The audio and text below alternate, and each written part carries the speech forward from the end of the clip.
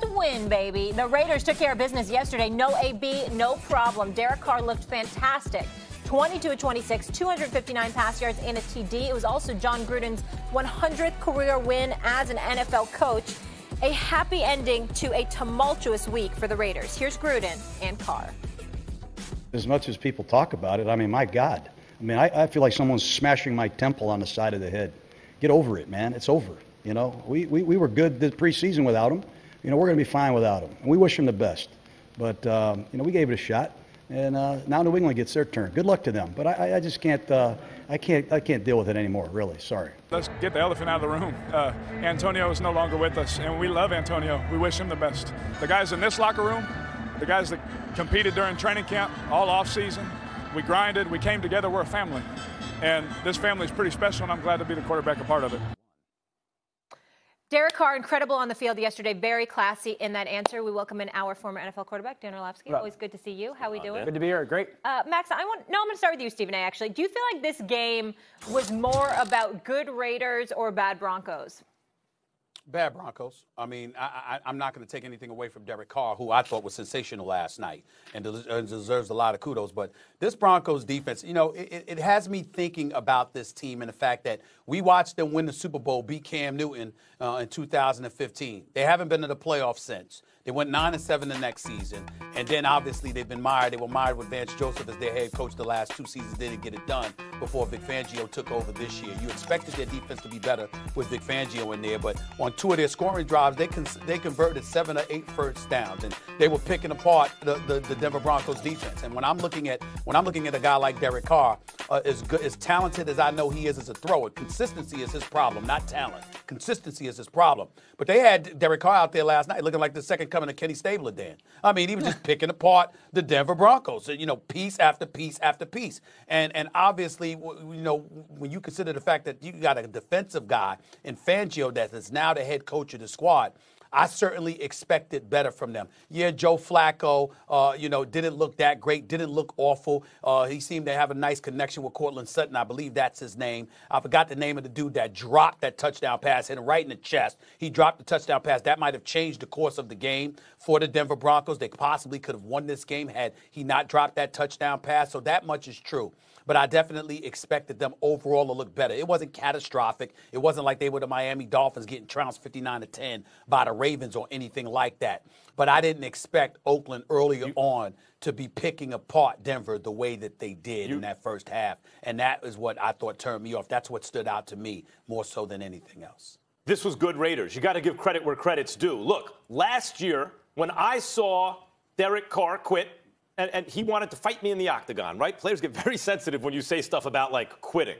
But listen, I see it. You can only take so many body shots before you want to give. That goes for anyone in any sport, any walk of life. And they went from having a great offensive line a couple years ago to a situation that wasn't so great last year. And it looked to me early. I admit it. I didn't watch the Raiders late in the season. But it looked to me early like Carr didn't want it. And I said it. He looked great last night. And you have to give him credit. Vic Fangio, where did he make his bones, right? Like, what's he known as? And Carr carved them up.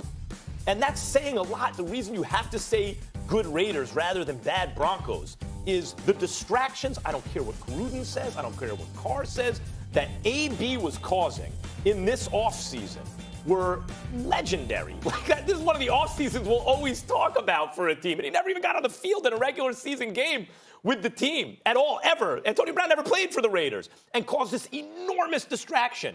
And the quarterback, who is on the hot seat, playing for his career really at this point as a starter or franchise-level guy, comes out and with all those distractions, carves up a team with a guy leading them, you know, from the sidelines who has a defensive mind. Carves them up, got the ball out quick. Now, Josh Jacobs had a lot to do with that, but that's not a knock against the quarterback. If you give a talented quarterback a running game, he's only going to look so bad. And Carr looked really good. Considering the circumstances, you have to say that was good Raiders last night. It's good Raiders and I would say runaway good Raiders. I mean, when we judge performances, a lot of times it's based upon expectation. And Stephen A. used the word, I did not expect the Broncos to look a certain way. everybody expected the Broncos to win that game last night because, one, Vic Fangio coming over, and two, everything that had led up to this past week or couple weeks with the AB situation. The Raiders had every excuse not to play well. They had every excuse to go out and lay an egg and not perform at the level that was going to be good enough because of everything that has gone on off the field with this football team. Yet they came out in many ways dominated this football game. Something that no one's talking about is the physicality that they dominated this football game in on both sides of the football. Remember, the Denver Broncos were 1-2 when it comes to combination guys in sacks last year with Bradley Chubb and Von Miller. 0 last night.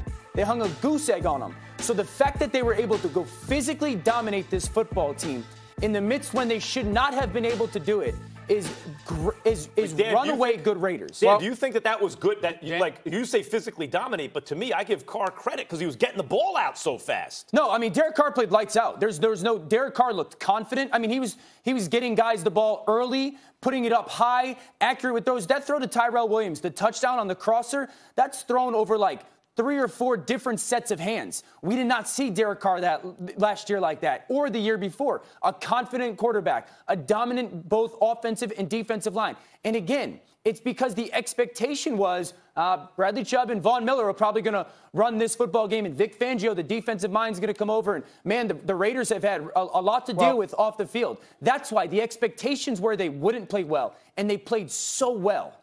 But, Dan, but here's why you have me feeling even more adamant that it was bad Broncos. And here's why. Because the kind of things that you pointed out about the Oakland Raiders, here's where I beg to differ. You're on your home turf. This is your last season in Oakland. And this is the black hole and the mystique of the silver and black. There are usually people throughout history that were clamoring to be a part of that organization, clamoring to wear the silver and black and play for the Oakland Raiders. And here was a dude that was celebrating, in a clownish fashion to be gone. All right. Sure. So in anything, that would kind of rally the troops. I thought it was very, very predictable that they would come out like gangbusters, ready to, to do what they can to wreak havoc and what have you.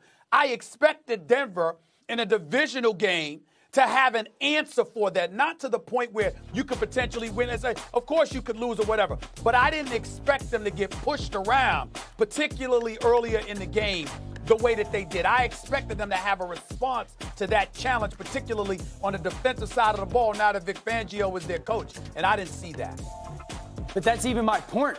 My point, the expectation was that Denver probably was a better football team. And in many ways, maybe right now, a better head coach that comes very decorated from his time in Chicago. And they were more talented and that they could weather the emotional storm or surge that the Raiders might have from the AB situation.